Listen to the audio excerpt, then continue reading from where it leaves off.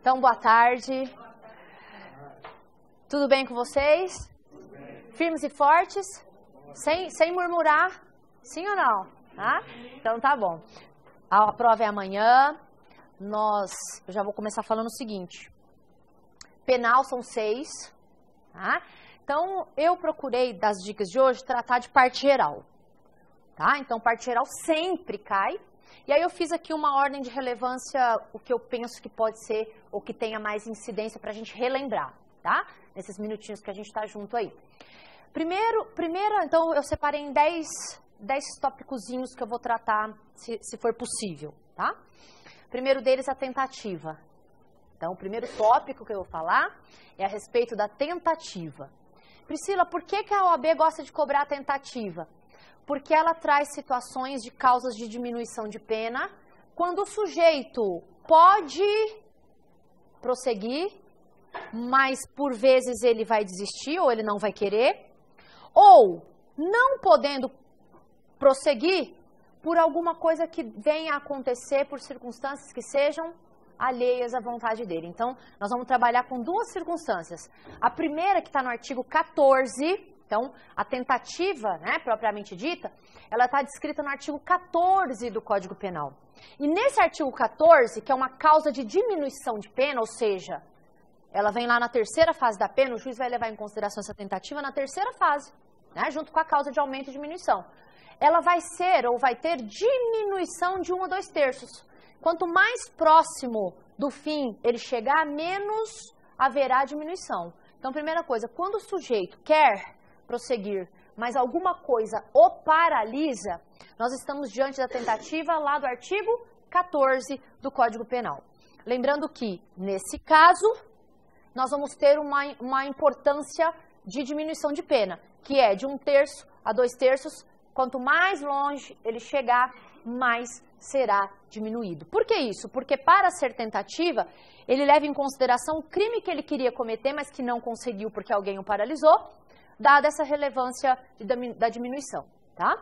Por que eu estou falando da tentativa? Porque existe no Instituto do artigo 15 uma outra circunstância aí que a gente chama de tentativa abandonada, que isso eu não posso deixar de dar de dica, né? Que é o artigo 15. O artigo 15 diz assim, ó, ele traz 2 institutos da tentativa abandonada.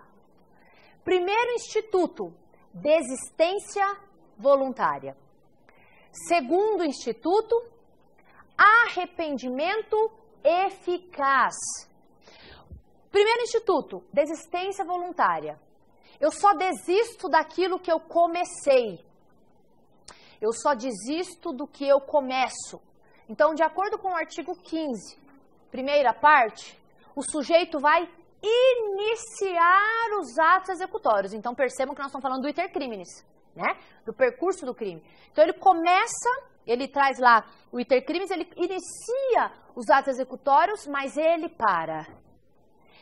Ele para porque ele quis, porque ele podia continuar. Então, a primeira coisa é que ele vai parar porque ele quis. No segundo instituto, aliás, até voltando um pouquinho na desistência, ele para porque ele quis, e gravem bem o que eu vou dizer. Ele para porque ele quis, mas pode ter interferência de terceiro. Então, eu comecei a executar uma situação. Então, dei uma facada em alguém. Alguém fala, Priscila, para. Você vai lá para a porta da prova amanhã, dar um beijo nos amados, né? Não estarei com os amados das unidades, mas o nosso coração está com vocês também. Então, você precisa parar de esfaquear. E aí eu paro. Falo, é verdade. Também haverá desistência voluntária. Porque voluntariedade não quer dizer espontaneidade. Gravem bem isso. A desistência voluntária aceita interferência de terceiros, ponto. Não exige que seja da minha pessoa, ok? Já no arrependimento, eu só me arrependo do que eu já fiz. Só que esse arrependimento do 15, segunda parte, ele arrepende de maneira que, já finalizados os atos executórios, ele quer impedir o pleito consumativo. Então, ele faz algo de maneira que possa não se chegar ao que ele pretendia.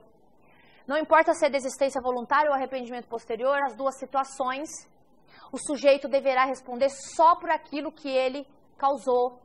Nós temos aí uma situação que a gente chama ponte de ouro. Ele não vai responder por tentativa de nada, porque ele parou porque ele quis. Ele podia prosseguir. E já que ele parou porque ele quis em ambas as situações, ele vai responder, por exemplo, pela lesão. Pela lesão. Não responde por tentativa nesse caso, hein? Gravem bem isso. Um outro exemplo de arrependimento eficaz. Eu dou o veneno. Dei o veneno. Ao invés de eu esperar um momento lá de 30 minutos, eu dou o veneno e dou o antídoto. De modo que o arrependimento tenha que ser eficaz.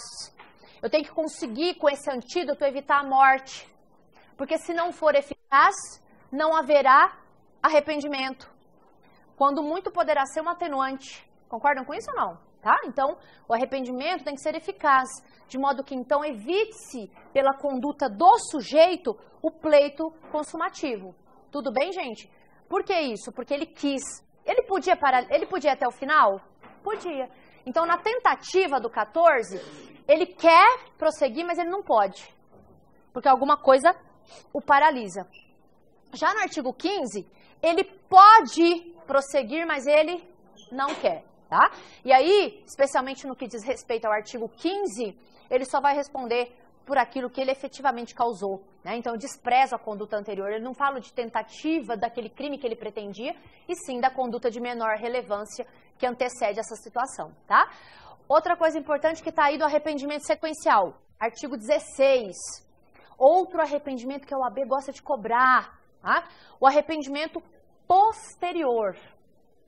No arrependimento eficaz, eu finalizo os atos executórios, mas quero impedir a consumação. No arrependimento posterior, a consumação já se efetivou. Eu me arrependo depois que a consumação já ocorreu, de modo que esse meu arrependimento será ou deverá ter uma causa de diminuição de pena, mas não é pura e simplesmente arrepender.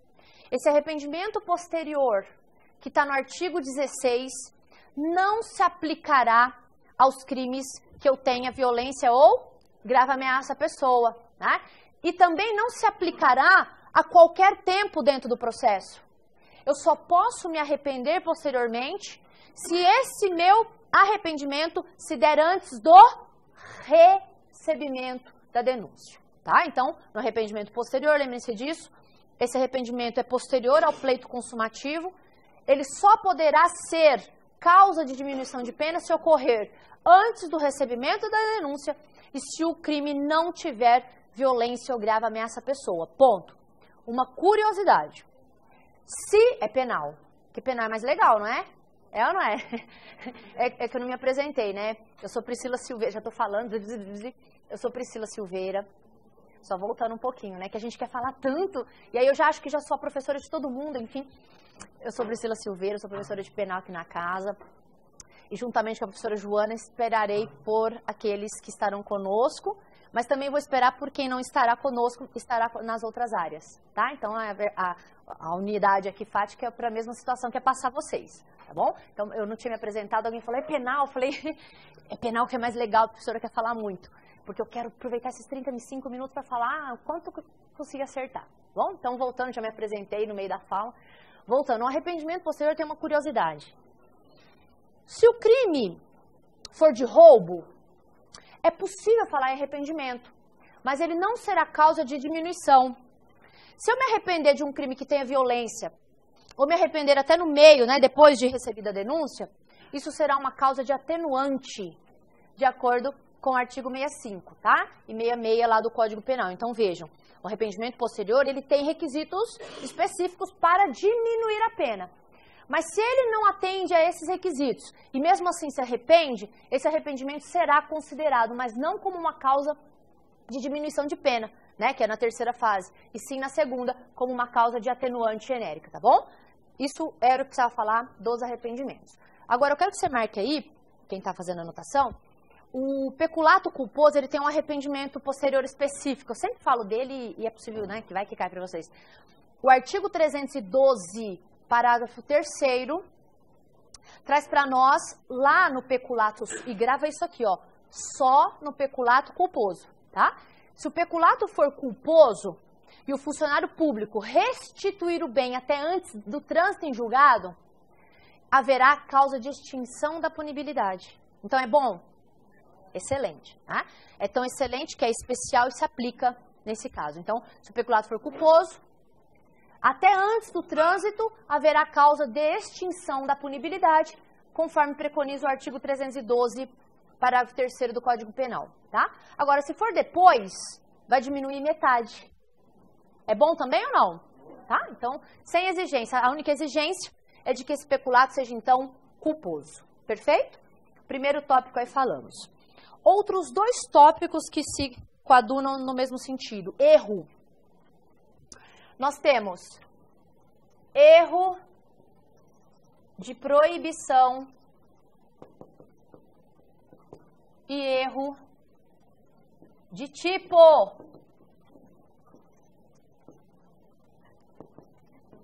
Cada um exclui uma coisa, cada um é um instituto, hein? A única coisa que eles se assemelham é porque tem as espécies de inevitável e evitável dentro do essencial. E aqui também tem inevitável e evitável. A única coisa é a forma de se impedir esse erro. O resto são coisas diferentes e distintas e cada um vai excluir uma coisa, tá? Professora, o que você está falando? O erro de tipo acidental, nós temos lá, lembram-se do erro quanto a pessoa? A OAB gosta desse erro? Gosta ou não? O professor ama, né? Se eu falo erro de tipo, eu estou atrelada ao tipo penal. O erro de tipo afasta o fato típico. É uma excludente de tipicidade. O erro de proibição afasta a culpabilidade. Então, se cai para vocês, que a OAB gosta de perguntar isso, né? Onde está o erro de tipo? Ele está na conduta, que é um elemento do fato típico, né? Dentro da teoria do delito ou da teoria do crime. Agora, se pergunta o erro de proibição, ele é uma outra excludente, que está lá na culpabilidade. Então, é um isento de pena. Vamos falar um pouquinho desse.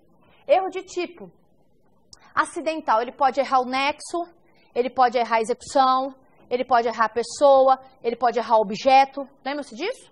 Quando a gente fala de erro quanto à pessoa, ele erra a pessoa, não é a execução. Ele quer acertar aquela pessoa, confunde aquela pessoa com outra e mata a pessoa diferente.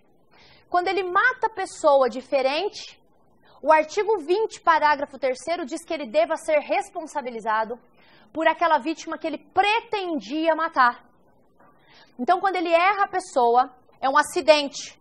Sendo acidente, ele será responsabilizado. Os erros acidentais não afastam nada do sujeito. Então, você vai marcar isso. O erro acidental, ele não afasta a conduta. O sujeito será punido porque fez. Ele não errou. O erro dele não foi relacionado ao tipo penal. Por exemplo, se ele pega uma joia que não é joia, ele cometeu subtração. Porque errar o objeto é um erro acidental, que não vai afastar nada, porque ele cometeu a subtração. O mesmo não acontece quando o erro é essencial, tá? O que vocês precisam saber de erro? Para a gente só relembrar, não vou entrar nisso porque eu preciso falar do erro de proibição. O erro de tipo essencial, especialmente o inevitável, afasta o dolo e afasta a culpa. Ele age sem ter a intenção ou sem que precisasse ter observância do dever de cuidado. De modo que, não havendo dolo ou não havendo culpa, eu não tenho conduta. A conduta é o primeiro elemento do fato típico. É ou não é? Então, se eu não tenho o primeiro elemento do fato típico, o fato é atípico, tá? Agora, por que inevitável? Porque não tinha como ter agido diferente. Agora, se eu posso, ou se eu posso exigir dele que ele tenha observância do dever de cuidado, o erro essencial, ou seja, o erro de tipo essencial, evitável, ele vai afastar o dolo, mas vai punir a título de culpa, se o que ele fizer tiver punição legal. Priscila, onde está esse erro de tipo? No artigo 20 do Código Penal, que vai afastar o fato típico. A OAB, por vezes, gosta de cobrar o erro de proibição. E já vi em questões quando ela perguntava o que um afasta o quê.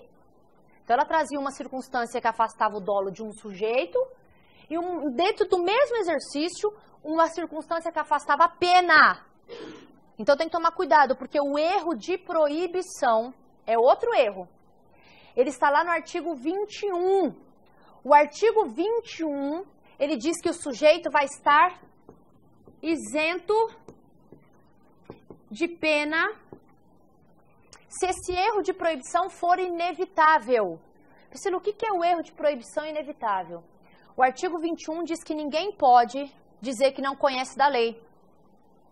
Só que eu posso interpretá-la de maneira errônea, ignorada. E aí nós estamos diante de um erro de proibição.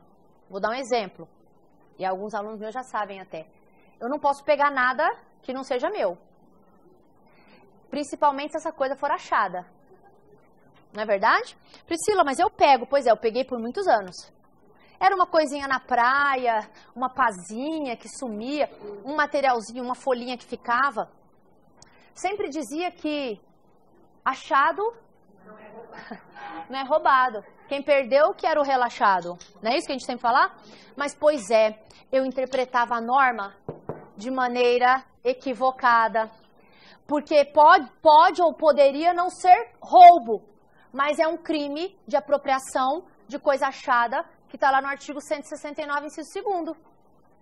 Então, eu, Priscila, muito embora não pareça ou não parecesse, eu estava em evidente erro de proibição, porque pensei na minha cabeça que pudesse eu pegar algo que não estaria cometendo crime, quando na verdade estaria ou estarei eu cometendo crime. Então isso é erro de proibição. O erro de proibição, eu não falo que não sei que é crime, mas eu penso que estou agindo de forma lícita, de modo que então eu estou errando sobre o caráter ilícito da conduta. E aí, eu, Priscila, quando a gente fala de erro de proibição, é o conhecimento que eu tenho no meio social. E esse conhecimento é muito subjetivo, é ou não é? Tá? A OAB trouxe uma questão, só para relembrar, do holandês. O holandês que veio de fora, ele fumava maconha lá, se alguém fez. E aí ele veio, chegou aqui, ele não tinha nem como pensar que aqui não podia, porque era um campeonato com nível mundial. Ele chegou e veio fumar uma maconha aqui dentro, fumando, ele foi preso. E aí a OAB cobrava do candidato que ele interpretou a ilicitude de maneira equivocada, de modo que deveria esse sujeito ser absolvido porque excludente de culpabilidade absolve o sujeito com causa de isenção de pena. Tá? Então, se a OAB perguntar para vocês a respeito do erro de proibição, ele pode ser inevitável. E grava isso. Só o inevitável que exclui a pena. Tá? Só o erro de proibição inevitável que vai isentar o réu de pena. Porque se ele puder evitar, se ele puder de alguma forma se colocar diante dessa consciência para saber dessa ilicitude, nós temos então o erro de proibição evitável. E o erro de proibição evitável, lá no parágrafo único, ele trata de causa de diminuição de pena, o que é diferente, tá bom? Aproveitando que nós estamos falando da culpabilidade, a quarta dica. Os elementos da culpabilidade. Então, quem está anotando vai colocar aí. Quais são os elementos da culpabilidade? Né? Elementos da culpabilidade. Nós temos a imputabilidade. Nós temos a potencial consciência da ilicitude. E nós temos a exigibilidade.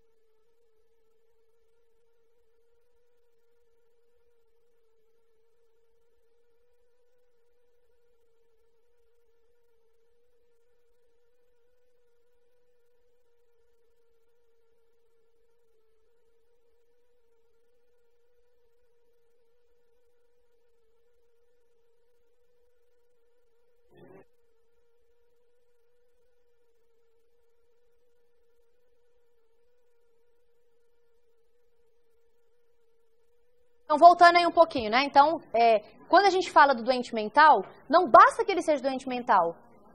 A doença mental, por si só, ela não vai ser causa de isenção de pena. Ele tem que ser doente mental e, em razão dessa doença mental, ele comete o crime sem saber da ilicitude, tá? Agora, toma cuidado, porque esse artigo 26 diz assim, ó, pode ser que ele não tenha total, mas tenha um pedaço do entendimento. E essa doença, essa perturbação psíquica, possa ter influenciado no cometimento do crime. Esse sujeito, ele não será isento de crime, isento de pena, mas ele terá uma causa de diminuição, tá bom? Então, professora, eu queria falar da imputabilidade. Quem são os imputáveis? Eu não trato quem são os imputáveis, eu trato quem são os inimputáveis. Menores, doentes mentais e o ébrio, falar dele um pouquinho, o ébrio provocado. Professora, o que é o ébrio provocado? É a embriaguez que não é querida e não é esperada. Alguém coloca essa pessoa nessa situação de embriaguez.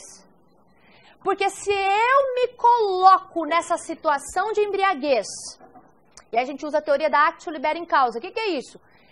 Antes de cometer o crime, eu tinha consciência. Eu me coloquei em ausência de consciência.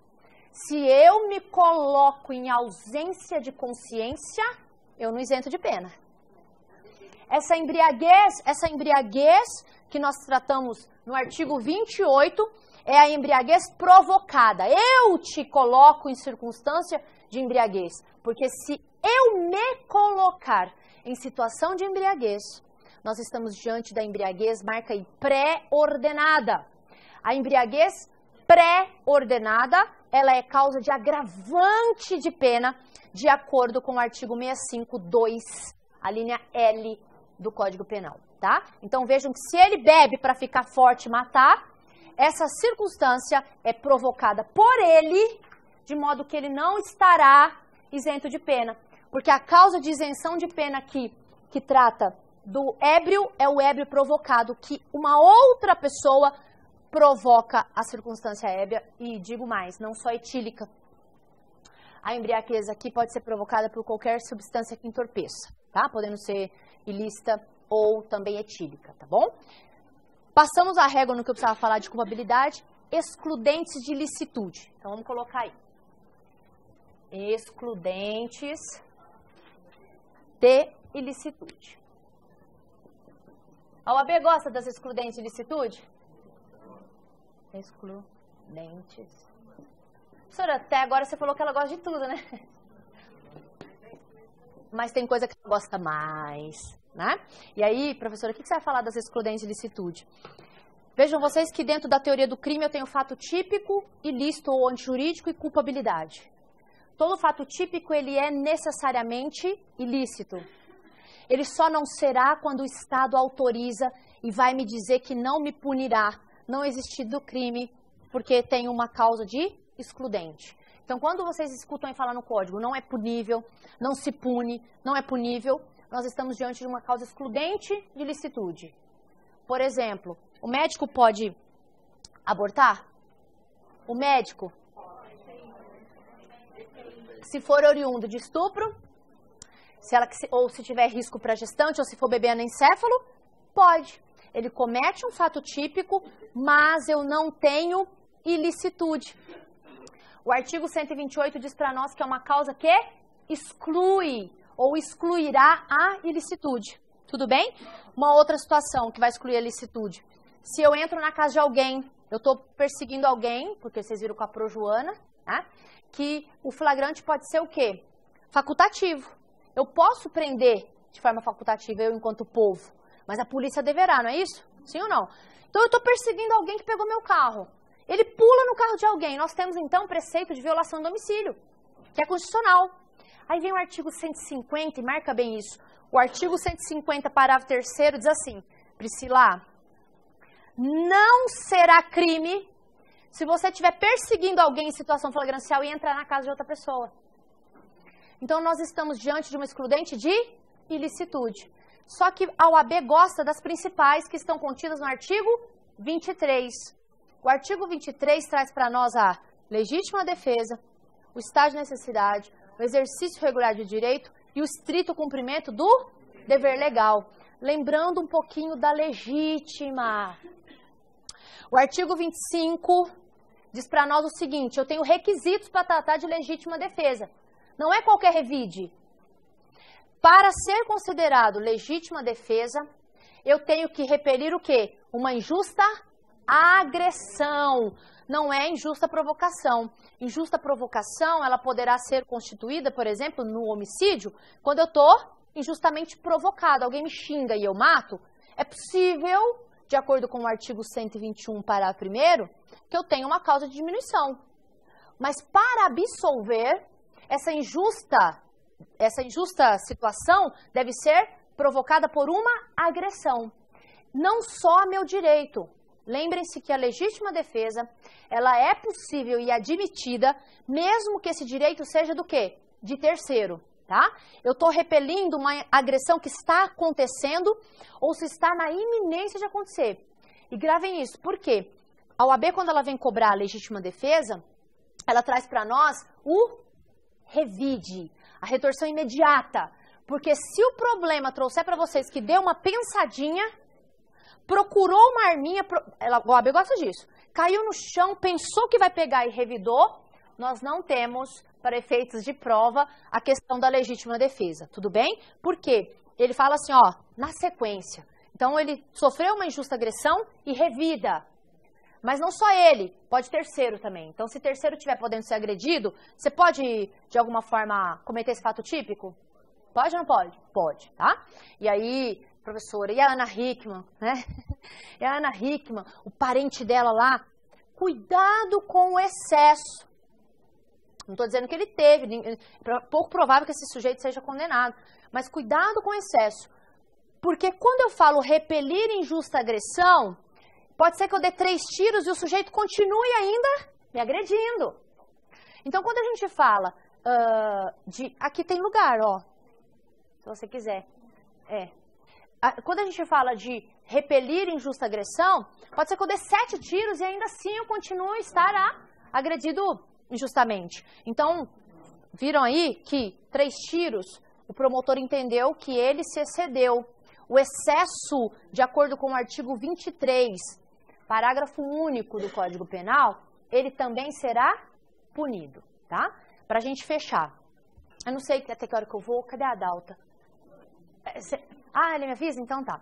Mais uma aí, vamos falar. Pena restritiva de direitos. Então a gente passa a régua neste concurso de crimes aí, nessa questão de crimes. E vamos falar de penas restritivas de direitos. Então, isso que eu tô falando, já acabou. Eu falei 8, tudo bem. Pra mim passou rápido, e pra vocês?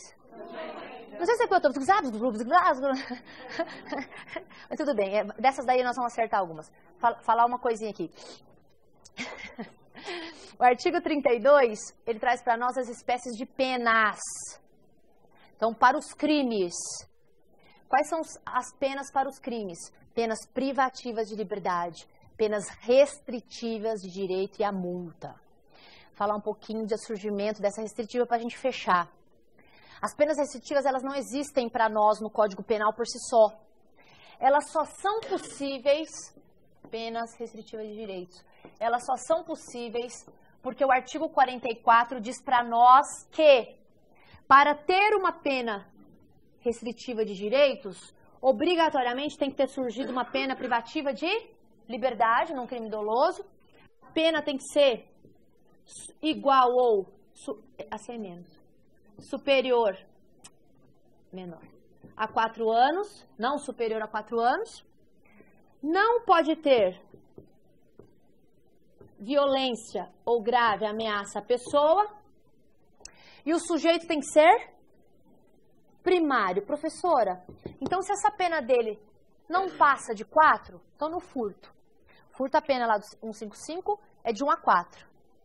Se ele recebe uma pena de 2 anos e ele é primário, essa pena privativa de liberdade será substituída por uma pena restritiva de direitos. Então, passa a surgir para nós as penas que restringem direitos, que estão tipificadas no artigo 43. Aí surge prestação de serviço, interdição temporária, limitação de final de semana, tá? Então, só nasce para nós de acordo com esses requisitos. Só que a OAB gosta de perguntar uma questãozinha para a gente fechar. Está lá no parágrafo 3º. O parágrafo 3º diz assim, sabe aquela primariedade que eu exigi no caput? Esquece ela um pouquinho. Vai também ser possível trocar a pena do sujeito que seja reincidente. Mas não é qualquer reincidência. Porque se ele for reincidente específico, não será possível. Professor, dá um exemplo. Ele cometeu furto, depois de 3 anos cometeu outro furto. Ele pode ter a pena substituída? Não, porque operou a reincidência pelo mesmo crime.